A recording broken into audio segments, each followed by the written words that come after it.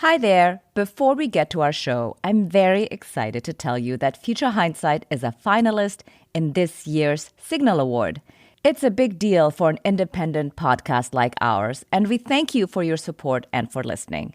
Now, please help us take home the win. Here's how. Go to vote.signalaward.com. That's vote.signalaward.com and select Future Hindsight in the Public Service and Activism category. We can't do it without you. That's vote.signalaward.com, and thank you.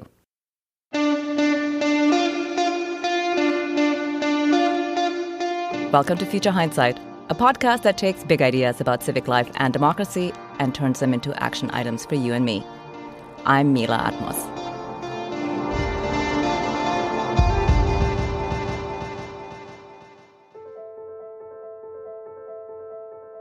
We're turning to the branch of the government that we don't actually talk about much at all on this show, the judiciary, specifically the Supreme Court.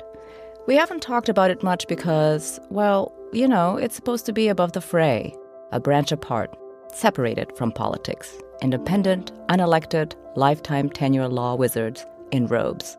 That was always a myth, actually, but one the American people seemed fairly comfortable going along with. No longer. In the wake of the Dobbs decision, public opinion of the court has shifted radically. The court's approval ratings are at historic lows. According to recent Gallup polling, only 47% of adults surveyed expressed having trust in the judicial branch of the federal government. That's a 20-point drop in just 2 years. Historically, that figure has usually hovered around the two-thirds mark. What used to be whispers about court reform have become louder. President Biden was even nudged hard enough to establish a largely symbolic presidential commission on the Supreme Court of the United States. Add to that recent New York Times reporting that revealed extremely concerning pay-to-play shenanigans involving evangelical ministries using fancy dinners, donations, and millionaires' vacation homes to cozy up to conservative justices. Put it all together, and you have a bona fide legitimacy crisis enveloping a very undemocratic branch of our constitutional democracy. Joining me to figure out where we are and what we can do is Christopher Kang. He's the co-founder and chief counsel of Demand Justice. He served in the White House for nearly 7 years as Deputy Counsel to President Obama and Special Assistant to the President for Legislative Affairs. Chris oversaw the selection, vetting, and confirmation of more than 220 of the president's judicial nominees and helped spearhead the confirmations of Supreme Court Justices Sotomayor and Kagan. Welcome to Future Hindsight. Thank you for joining us. Thanks so much. I'm excited to be here. So I called it a legitimacy crisis at the High Court. Is that the biggest problem facing the Supreme Court? And why is it such a profound issue? So I think that there definitely is a legitimacy crisis. I actually think that that's a symptom of the problem as opposed to the problem itself. I think right now, when you think about the branches of government, the courts really rely on trust. They rely on legitimacy. Sort of Alexander Hamilton talked about the fact that the executive branch has an army and Congress has the power of the purse. The court relies on its legitimacy. And when that trust is lost, you sort of break down this whole third branch of government. But I think it's reflective of the bigger problem, which is that our judiciary has become too powerful and it's become too unbalanced. And when we think about balance, I want to encourage people to not just think about balance between Democratic-appointed and Republican-appointed justices. There definitely is imbalance there with 6 Republican-appointed justices and only 3 Democratic. But also to think about balance with respect to our 3 branches of government. And we think about checks and balances. And right now, the judiciary is getting more and more power. It's taking away the ability of the executive, the president, and the Congress to solve our nation's problems. And it's sort of running out of control. And I think that that is sort of the bigger problem that we need to grapple with when we think about our democracy. Right. Yeah. That's taking us toward a fundamental question, which is when things get out of whack, out of balance in that way, how do you hold the unaccountable accountable, meaning the Supreme Court? I think that right now, when you have a system of checks and balances set up in our Constitution and one branch of government gets too powerful, the other two branches are expected and really need to step in and do something to change that. And I think you mentioned before, President Biden, he stood up at least a commission to think about the issue of Supreme Court reform and to talk about some of the underlying problems. But really here, Congress has the ability to reform the court, to expand it and restore balance by adding 4 justices and to impose a code of ethics and have some measure of accountability. Those are the kinds of things that we really need to see to structurally change the way that our government is functioning right now. I want to ask a question that is kind of a meta question about legitimacy, which is, if the court continues to insist that it is just a clutch of oracular judicial brains floating in aspic, apart from and impervious to politics, that the only legitimacy crisis is one that has been created by the media, and so please stop talking about that. Is there a way that that myth is itself damaging? Like the more we pretend, the worse it gets? Absolutely. And I think that the fact that you're having this conversation right now when people are starting to question the court at all is incredibly important. It's sort of the first step to solving this problem is for people to understand that the court is not this apolitical, independent branch of government, sort of as you said in the intro. That is a myth, and that's always been a myth. But I think it's a myth that, in particular, progressives and those of us who believe in government and the power of the institution to improve the lives of people in this country, we've been invested in upholding that myth and trying to give more legitimacy to the institution, whereas conservatives have not believed that myth. Sort of in response to Brown versus Board of Education, desegregating public schools, and in response to Roe versus Wade 50 years ago, they've embarked on this decades-long effort to reshape our courts and to politicize them. And I think that from a progressive perspective, our view has been like, no, the court shouldn't be political, so we're not going to engage in that. And hopefully that will help depoliticize it, when in fact, it's been sort of unilateral disarmament. It's still becoming political, but it's only becoming political in a conservative way. And I think it's time for us to rethink about the conversation and the way we consider the courts so that we can really do something to hold the judiciary a little bit more accountable. Well, there does seem to be the shift on the part of the public, people waking up that, like you said, people are being political on just one side, on the conservative side, but also the public is really expressing that they really don't like the court taking away rights that they thought were settled. So where do you direct that kind of dissatisfaction? What would be the number one issue to address in your eyes? So I think in terms of actually directing action, it is about lobbying members of Congress to understand that they need to step in and that they have tools available. I think that Supreme Court expansion in particular would be a way to reform the court and add balance to it. I think a lot of times, because the size of the Supreme Court has been 9 for as long as you and I have been alive, people think like that's the way that it's always been, or that's the size of the court is set in the Constitution. And that's actually not true. Congress has changed the size of the Supreme Court 7 times before. It's very much within their power and ability to change the size of the court again now to restore balance. And I think that forcing our elected leaders to understand that the court is a problem and to do something about it is really going to be important to effecting change. Right. So let's dig into court expansion a bit. How does court expansion increase or improve accountability? So I think right now, one of the challenges is that Republicans have twisted all of these norms and practices in a way that have really stolen the Supreme Court out from underneath the sort of small d Democratic accountability. They stole a seat from President Obama by not allowing Merrick Garland, his nominee then for the Supreme Court, to even receive a hearing. When President Trump's first judicial nominee, Neil Gorsuch, was too conservative to be confirmed with the required bipartisan support, they changed the rules so that he could be confirmed by a simple majority. And then Republicans, of course, confirmed Brett Kavanaugh despite credible allegations of sexual assault and perjury. And then finally, they confirmed Amy Coney Barrett, after 60 million Americans had already voted in the midst of an election, effectively stealing a seat from President Biden. And so you have all of these Republicans wresting control of the court. And now we have 6 Republican-appointed justices. A majority have been appointed by presidents who lost the popular vote in their initial election. And these Trump justices were even confirmed by senators who represented a minority of the country. And so the court is moving further and further to the right. And so if we expanded the court, we added 4 seats to sort of right these wrongs, and in particular these 2 Supreme Court seats that were stolen, that would provide more balance, and that would then start to have a little bit more legitimacy because you would have a court that is more reflective of where the country is. Right. So tell us a little bit about how we can go about expanding the court.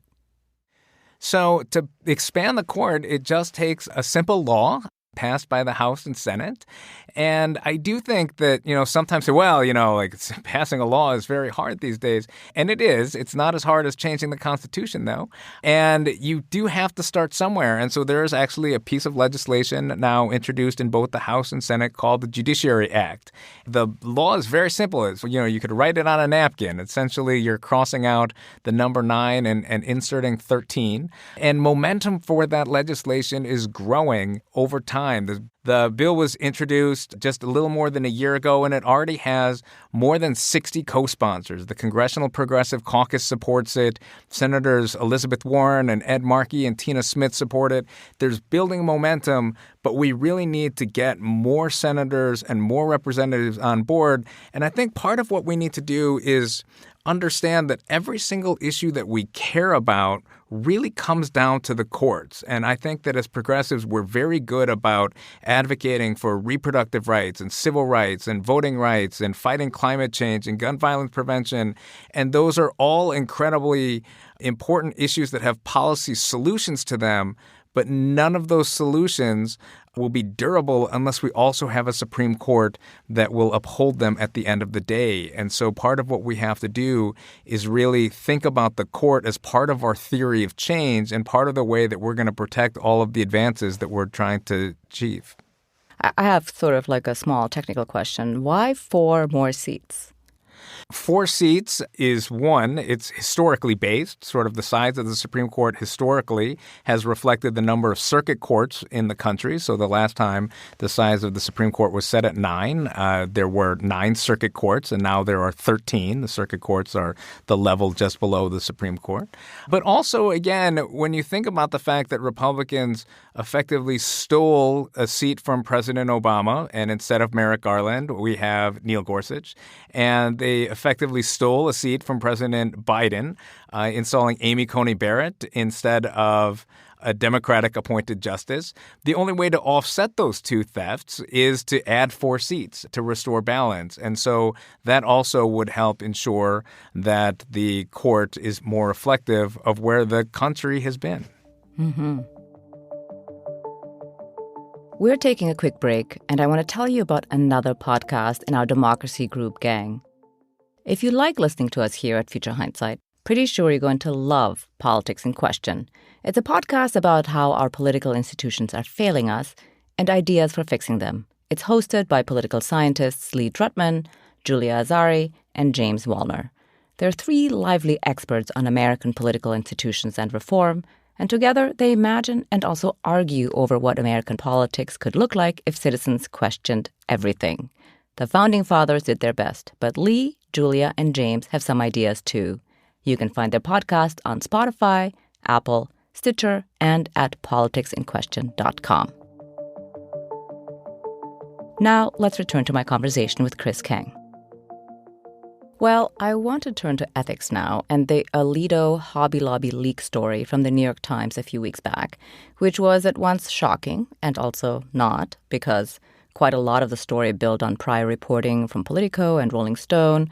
Can you do us a favor and recap kind of what we learned about access to the justices by these anti-abortion, pro-Christian religious freedom groups?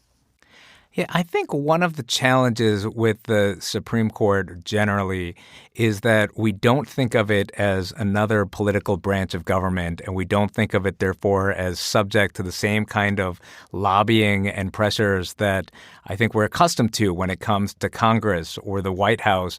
And what I think the story reveals, in fact, is that conservatives have been lobbying the Supreme Court in very much the same pay-to-play ways that they would lobby a member of Congress. And so you had a whistleblower come forward here who had been actively involved in creating this infrastructure in which they would recruit ultra-conservative religious activists who were wealthy donors. And these donors would donate money to the Supreme Court Historical Society so that they could get invited to events and hobnob with justices and then start inviting them to dinner and taking them out on vacations and sort of getting to know them. And the purpose of this was so that the justices would feel more inclined and understand the base of support that is there if they were to abandon precedent and reach more and more conservative rulings. It's this idea that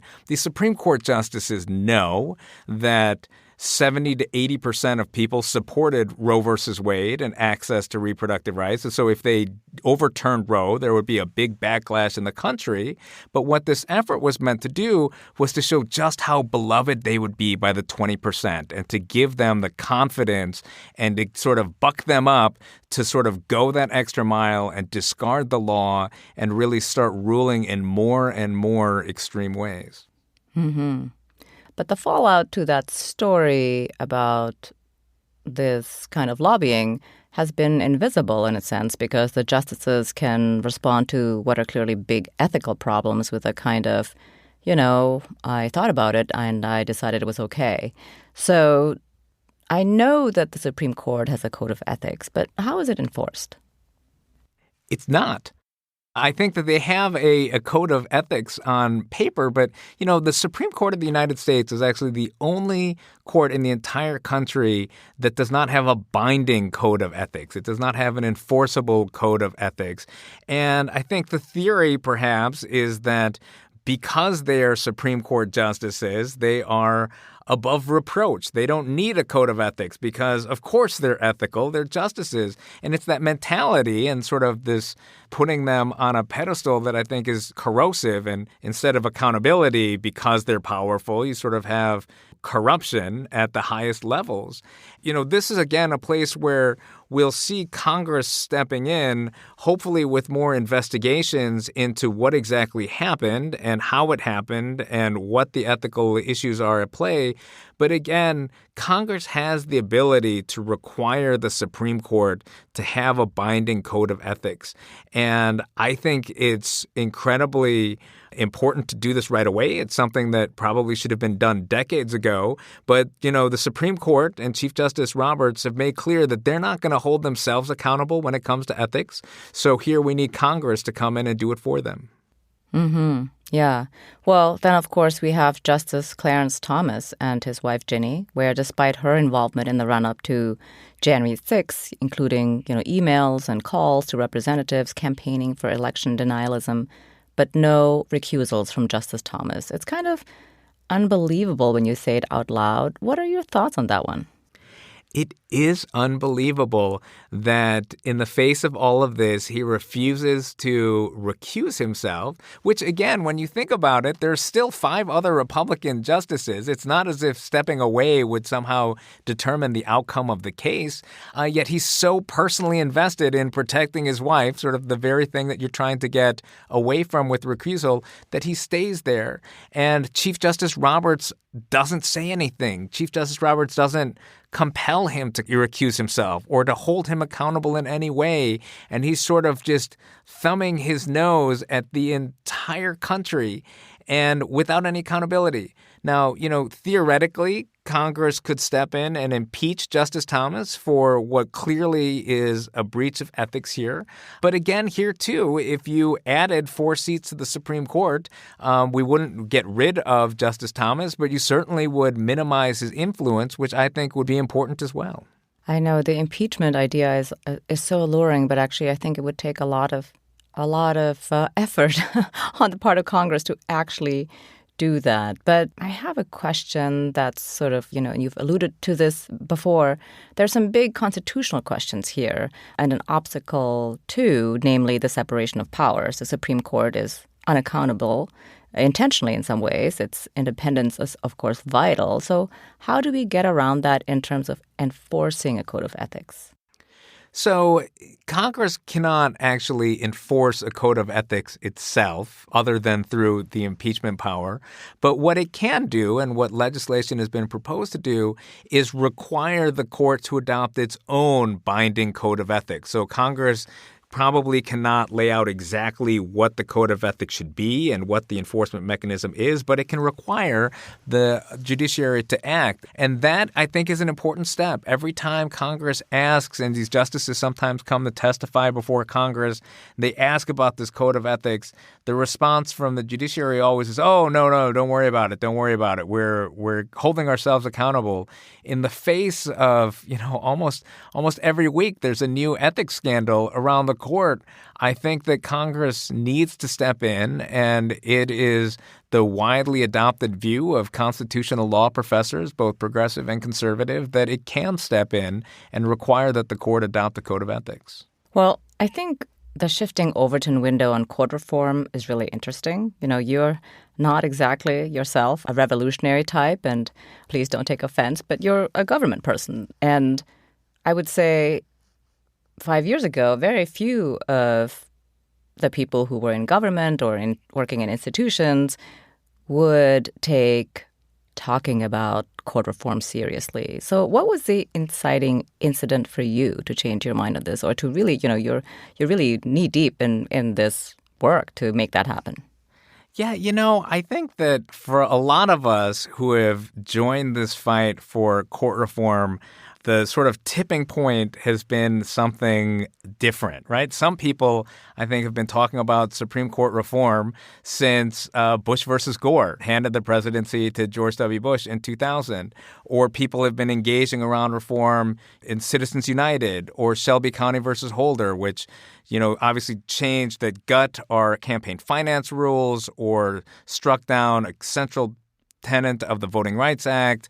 I think for me, even after the theft of a Supreme Court seat by Republicans in 2016 and 17, my reaction was not like, oh, we need to expand the court. As you said, sort of having spent my career in government and really supporting the institution, I did have this sense that maybe expanding the court in response to this would just be a race to the bottom or would make the court more political. And so for me, the tipping point, though, was really watching the Senate just line up and confirm Brett Kavanaugh in the face of not only credible sexual assault allegations, but also perjury regarding issues that he worked on as a White House lawyer, issues of perjury perhaps around the sexual assault allegations as well, and the lack of accountability and the fact that Republicans felt so strongly and emboldened to go ahead and confirm him anyways really set to me like this is going to be the Supreme Court for the next 30 to 40 years that's going to be just one Republican power grab after another in order to shape it to be more and more ideological and partisan. And so that was the moment for me where I said we need to do something serious about reform, and why I started to come around on expansion in particular. I think that, there are a lot of other reforms that we also support, including term limits, I think would be important. And I think we need to start looking at the power of the court and the kinds of cases that it's allowed to take up. But that was the turning point for me. I think, a lot of other people, the turning point was confirming Amy Coney Barrett in the run-up to the last presidential election, or here where after the Supreme Court handed down Dobbs and stripped away rights from women and pregnant people, turning back the clock 50 years, like whatever the turning point is, we're now at the point where 70% of Democrats support Supreme Court expansion. And so you don't actually even need to be a revolutionary to be one of the people who are fighting for expansion today. Yeah, you don't need to be a revolutionary anymore. After the decision in June with Dobbs, I think people were like, whoa, what is happening? Really, this conversation is a serious conversation about what it means to live in a democracy. So speaking of Supreme Court justice confirmations, you've become a little bit of a boogeyman. I mean, not personally, but it was like demand justice came in a close second after sex offenders for most talked about topic at Justice Ketanji Brown Jackson's confirmation hearings. Does it worry you to draw that much fire, or are you happy to be on the agenda? I think that if the best argument that Republicans have to wield against Biden judicial nominees is that they're supported by demand justice, then the nominees are doing pretty well. I think that it speaks a lot to the qualifications and experience and temperament that these judges bring. And so I think it's fine. I think that these Republican senators should be trying to talk about the actual issues, but if they don't have one and they want to use us as a proxy, that's fine by us. So turning to the federal judiciary more broadly, demand justice isn't just about the Supreme Court, which you already mentioned. So Biden has been confirming judges at a pretty good clip, but is it fast enough? So far, President Biden has more judicial confirmations than President Trump did at this point in his presidency. But there's still a lot more work to be done. President Trump actually set the record for the most judges confirmed in a single term since 1980. And so President Biden and Senate Democrats need to redouble their efforts. It is incredibly important that Democrats will have control of the Senate for 2 more years and have the ability to continue confirming Biden judges, and they're going to need to make sure that they take every opportunity to do so. With a 51-49 Senate, the Senate Judiciary Committee in particular will be able to consider and confirm judges much more quickly. Right now, there's a constant threat of an evenly divided vote, which really creates a backlog on the floor and makes it harder to confirm some really good nominees, in particular those who might have civil rights or public defender backgrounds. And so with a little bit more, even though it's only one more vote in the Senate, and I do think that would give a little bit more flexibility on the floor, the really big difference is that having a judiciary committee that can really push through judges more easily will help move the pipeline even faster. And there's a big departure from the previous administration in terms of the kinds of folks President Biden is nominating. Tell us a little bit more about that. President Biden's judicial nominees have brought unprecedented diversity to our courts. 2/3 have been women and 2/3 have been people of color, which really is necessary if we're going to end up having a judiciary that reflects the people they serve. But I think even more important and revolutionary than that is the professional background of President Biden's judges. In the Obama administration, when I advised the president, he also set records with respect to racial diversity and gender and LGBTQ judges. But a lot of those judges had the same professional backgrounds as those appointed by other Democratic presidents or even Republican presidents. We have this judicial system where the overwhelming majority of our judges are either former prosecutors or corporate law partners. They come from a very particular perspective when it comes to what they've been arguing for and how they understand the law. And what President Biden has done is he had said, look, when I say we need balance on the court, I need all kinds of balance.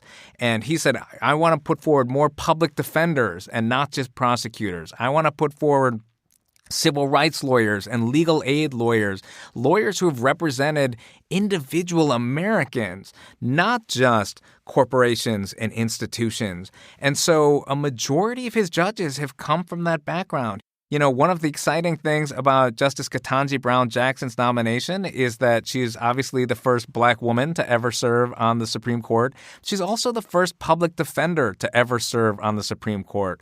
President Biden's lower court nominees, he's the first president to nominate more public defenders than prosecutors. And it's really revolutionary, and it's setting the bar for future Democratic presidents, and I hope changing the way that the legal profession and law students think about the law and what is important and what we value and how we can really change it so that our judges have experience representing everyday Americans and really come at the law from a different perspective than just that of being on the side of the wealthy and powerful. Mm-hmm. Well, why is that diversity of professional background so important, and how does it change them as judges or indeed justices? I think that professional background as well as demographic background is important because, again, I think we like to pretend that once somebody becomes a judge and they put on a robe that they're sort of a clean slate and the only thing in front of them is, legal briefs and the law. But the reality is we're all shaped by our life experiences. We all understand the facts differently based on those experiences. And even if the law is the same, the way that we think about it might be different. And I think one example in the gender context is there was a time when Justice Ginsburg was the only woman justice on the court, and the court was considering a case in which a school principal strip searched a teenage girl. And the other justices, the male justices, I don't understand why that's a big problem. We're in our underwear in gym class all the time. And Justice Ginsburg said, you've never been, a teenage girl. And again, the facts were the same, but the perspective that she brought and the moment where she's like, you need to consider this from a different perspective really helped change the tenor of the debate, and I think perhaps even the outcome of the decision. In the same way, if you have only judges who have been on the prosecution side and you've never had judges who have actually represented people accused of crimes, or you've never had judges who have represented low-income individuals either in the criminal context or in legal aid, your perspective of what the law is and your perspective of what is reasonable is going to be shaped by that. And I think we need more diversity of experiences so that judges can really learn from one another and come to the best result. That's a great example with Justice Ginsburg. And, like you said, the lived experience is really important in the way that we process and make decisions. I said at the top that we haven't talked about the judiciary much on the show. We're really a civic engagement show, but it's clearly time to get engaged on this. So what are two things an everyday person can do? I think one thing that everyday people need to do or can do more broadly is to reconsider how we think about the courts and to reconsider. I think one of the challenges is that progressives have not been engaged around the courts, not only because we don't want to think about them politically, but we've actually been told not to politically engage around the courts, right? We've been told that because the courts are meant to be independent and apolitical, it would be wrong for us to activate and educate around the court in political ways. And I think we have to challenge ourselves to break free of that mentality. And so I think thinking about the courts differently when you see a ruling, considering whether or not they were Republican-appointed judges or Democratic-appointed judges and thinking through how that might affect the outcome of the case. Getting more educated. We have actually a new site called Balls and Strikes. It's ballsandstrikes.org, where we break down a lot of these Supreme Court decisions and lower court decisions in plain English, but also in more politically realistic ways so you understand just how it is that these courts are making what's really a partisan decision and the media is cloaking them as if they are based on the law. And I think that is a mentality that we need to break. And then really from a practical perspective, I think thinking about engaging your members of Congress. I know so many of your listeners are already engaged in civic engagement, including lobbying their members of Congress on issues that are important to them, to add Supreme Court reform to their list of things that they're talking to their friends and neighbors and members of Congress about, expansion in particular. We have 60 co-sponsors of the Judiciary Act, but need more, and then Supreme Court ethics as well. I think the first way that we're really going to break down the unaccountability of the court is by talking about it more and having more conversations. I think understanding that there's a problem and educating our friends and neighbors about the court and all of the problems in it will go a long way toward that. Yeah, I think that's right. I think a lot of people, as we know, have not been thinking about it. Precisely because we have been told that they're really above the fray and they're good people and they're ethical. And it turns out that, as it turns out, they're humans just like us and they're corruptible just like us. So as we're rounding out our conversation here, looking into the future, what makes you hopeful? I think that the conversation is changing. And I do think when it came to the 2016 election, President Trump won voters who said the Supreme Court was an important or very important issue. He won them by 2 points. And a lot of people point to that margin as the reason why he won the presidency. In 2020, President Biden won those voters by 6 points.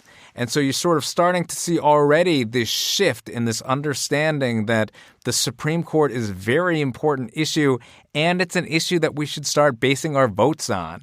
And I think as you start to see this conversation change, as you start to see more people become activated around the courts, it's incredibly inspiring to see what might be possible in a world in which Democrats in the Senate and in the White House really put the same priority on the courts that Republicans have for so long. Well, that is indeed hopeful. As you said, 70% of Democrats are now motivated to make court reform possible. So thank you very much for joining us, Chris. It was really a pleasure to have you on. Thanks again for having me. Christopher Kang is the co-founder and chief counsel of Demand Justice.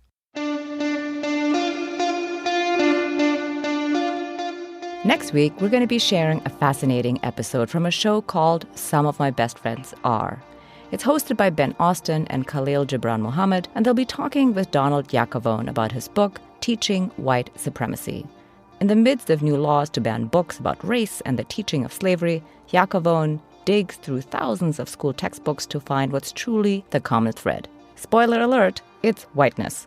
The episode will explore the ways the history we've been teaching over the last 300 years isn't necessarily the history we made, and how that has informed our current social crisis.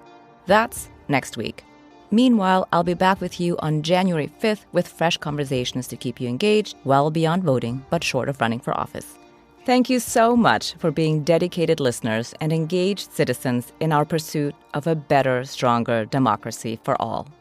Happy holidays and all the best for a terrific new year. Until next year, stay engaged. And before I go, first of all, thanks for listening. You must really like the show if you're still here. We have an ask of you. Could you rate us or leave a review on Apple Podcasts? It seems like a small thing, but it can make a huge difference for an independent show like ours. It's the main way other people can find out about the show. We really appreciate your help. Thank you. This episode was produced by Zach Travis and Sarah Birmingham. Until next time, stay engaged.